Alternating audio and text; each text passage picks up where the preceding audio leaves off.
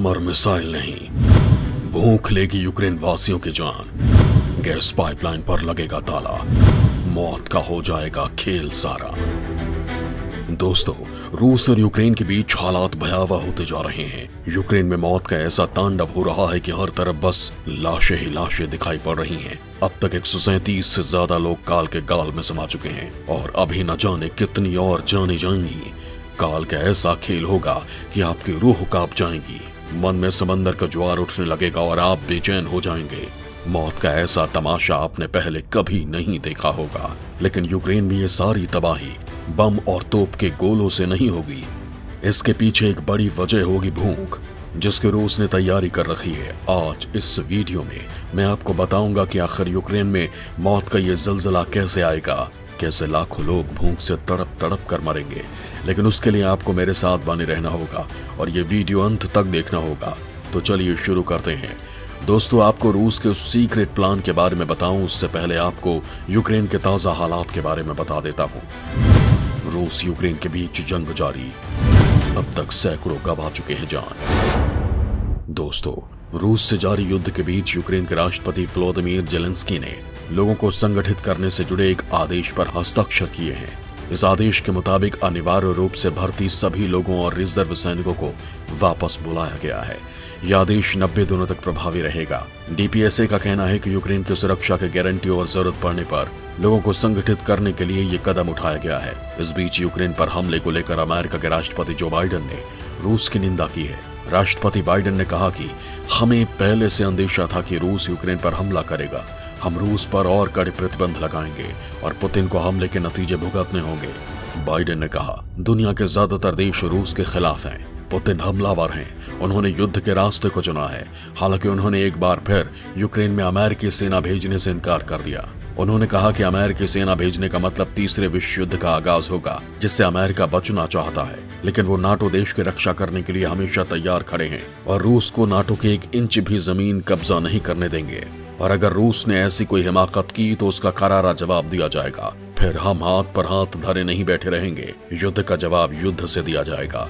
इस बीच नाटो के हजारों सैनिकों को पूर्वी यूरोप के संगठन के सदस्य देशों लात्विया, एस्टोनिया, लिथुआनिया, पोलैंड और रोमानिया में तैनात किया गया है। यूरोपीय संघ के महासचिव जेंस स्टोल्टनबर्ग ने कहा कि नाटो ने अपने पूर्वी छोर पर 100 लड़ाकू विमानों को अलर्ट पर रखा है। हालांकि उसकी यूक्रेन में सैन्य टुकड़ियां भेजने की योजना नहीं है। वहीं यूरोपीय संघ के वरिष्ठ अधिकारियों ने कहा कि वो रूसी संपत्तियों को फ्रीज कर देंगे, यूरोपीय वित्तीय बाजारों में उसके बैंकों की पहुंच रोक देंगे। युद्ध के बीच शांति कायम करने की कोशिश भी जारी रहेगी।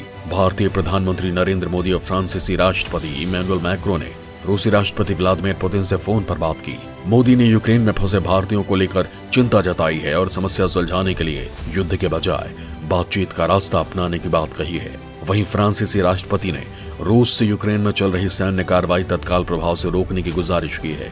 इस बीच रूसी सेनाएं अलग अलग दिशाओं से यूक्रेन की सीमा में घुस चुकी हैं।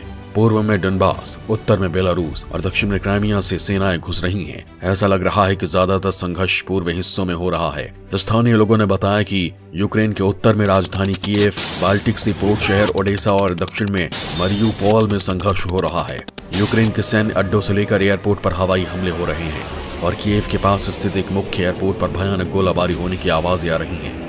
यूक्रेन की सेना ने दावा किया है कि उसने 6 रूसी लड़ाकू विमानों को मार गिराया है। हालांकि रूस ने दावा किया है कि उसने 70 सैन्य निशानों को नष्ट कर दिया है। वहीं यूक्रेन के राष्ट्रपति वोलोदिमीर ज़ेलेंस्की ने कहा कि रूस दुष्टता के रास्ते पर बढ़ चला है, लेकिन यूक्रेन अपनी रक्षा कर रहा है और रूस चाहे कुछ भी सोचे, लेकिन यूक्रेन अपनी आजादी नहीं छोड़ेगा। उन्होंने देशवासियों से कहा कि वो देश की रक्षा करने के लिए तैयार रहें। इधर चेर्नोबिल के आसपास रूस और यूक्रेन की सेना के लड़ने की खबरों को लेकर अंतर्राष्ट्रीय परमाणु ऊर्जा एजेंसी IAEA ने कहा कि यूक्रेन में मौजूदा परमाणु ठिकानों की सुरक्षा को लेकर अत्यधिक संयम बरतने की जरूरत है। शांतिपूर्ण कार्य के लिए परमाणु ऊर्जा के इस्तेमाल को बढ़ावा देने वाली इस एजेंसी ने कहा कि यूक्रेन में स्थिति बेहद चिंताजनक है और वो हालात पर नजर बनाए हुए हैं। एजेंसी ने कहा कि यूक्रेन ने उन्हें बताया है कि चेर्नोबिल के परमाणु केंद्र पर रूस ने कब्जा कर लिया है। अब तक यहाँ किसी के हताहत होने की, किसी तरह के नुकसान की कोई खबर नहीं है। एजेंसी के महानिदेशक मारियानो ग्रोसी रूसी ने कहा कि ये बेहद जरूरी है कि चेर्नोबिल परमाणु केंद्र के एक्सक्लूशन जोन को किसी तरह से छोड़ा न जाए। दोस्तों, यहाँ आपको बता दूं कि बेलारूस से लगती यूक्रेन की सीमा के पास मौजूद चेर्नोबिल में 1986 में मानव इतिहास का सबसे बड़ा एटमी हादसा हुआ था। 26 अप्रैल 1986 को चेर्नोबिल के 4 में से एक न्यूक्लियर रिएक्टर में धमाका हुआ और खतरनाक रेडियो एक्टिव गैस सारे इलाके में फैल गई। जिस रिएक्टर में धमाका हुआ था उसे स्टील की दीवार में कैद कर दिया गया था और उसके आसपास के 4000 वर्ग किलोमीटर के क्षेत्र को खाली करा दिया गया था। दोस्तों, मेरी कोशिश थी कि मैं आपको वीडियो के जरिए अब तक के ताजा हालात से अवगत करा दूं, जिससे आगे आपको रूस की सारी प्लानिंग समझने में दिक्कत ना हो। उम्मीद है कि मेरी इस कोशिश से आपको दोनों देशों के बीच युद्ध के हालात की पूरी जानकारी हो गई होगी। दोस्तों, जैसा कि मैंने कहा था कि यूक्रेन में लोगों की मौत की वजह केवल बम और मिसाइलें नहीं होंगी, भूख से भी लाखों लोगों को मारने की योजना है। हालांकि ये योजना धरातल पर कब उतरेगी ये कहा नहीं जा सकता है।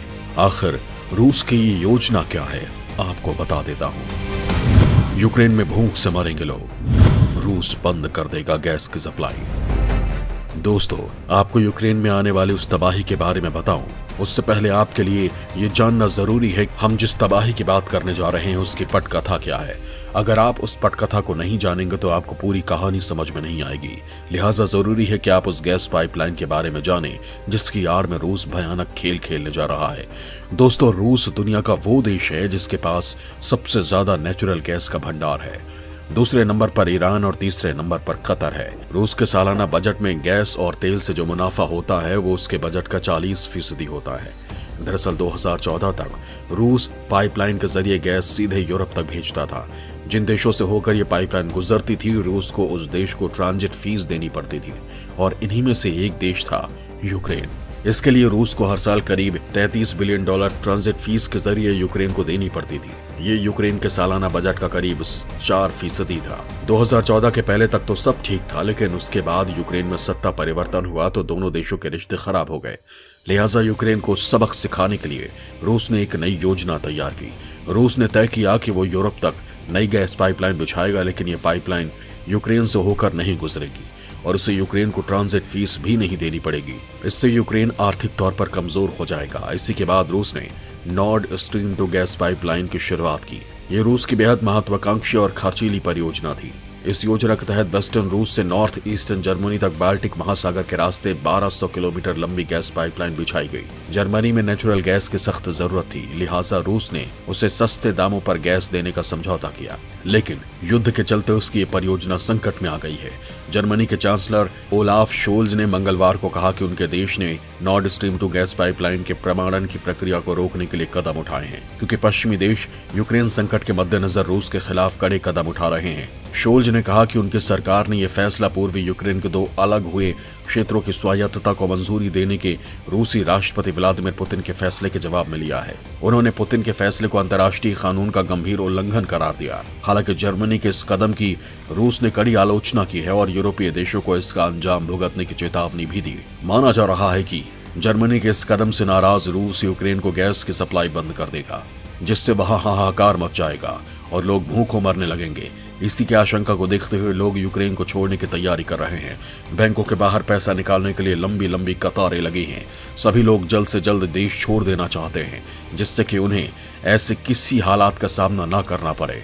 दोस्तों, अगर रूस ने अपनी इस योजना को अमल में ला दिया तो इसमें दो राय नहीं कि यूक्रेन में हाहाकार मच जाएगा और तबाही की जो तस्वीर आप अभी देख रहे हैं, आने वाली तस्वीर उससे भी भयानक होगी। दोस्तों, आपको हमारा ये वीडियो कैसा लगा ये हमें जरूर बताएं। जय हिंद, जय भारत।